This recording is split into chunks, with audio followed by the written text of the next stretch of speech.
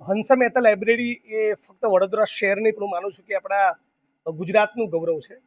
અને પુસ્તકોમાં મને પહેલેથી વર્ષોથી રસ રહેલો છે. મને બરાબર યાદ છે કે હું ગુજરાતના મહાન શાયર કવિ અબ્બાસ અબ્દુલ અલી વાસી એટલે કે મરીઝ ઉપર જ્યારે રિસર્ચ કરતો, મુંબઈમાં હતો અભિયાન મેગેઝિનમાં, ત્યારે ઘણી વાર આવતો હંસા મહેતા લાઇબ્રેરીમાં.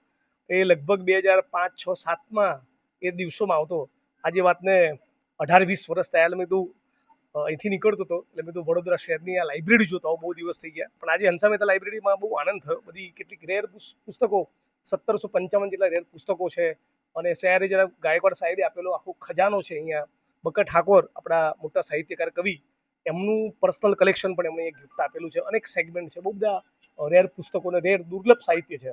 એટલે આજની હું તો ઇન્સ્ટાગ્રામ જનરેશનને કહીશ કે શું કહેવાય, એમએસના કેમ્પસમાં ઇન્સ્ટાગ્રામની રીલ જોવા કરતાં અહીં આવીને ખજાનો જોવો વધારે ઉચિત છે. મને લાગે છે કે તો જ સાચા અર્થમાં ગુજરાતની પ્રગતિ થાય.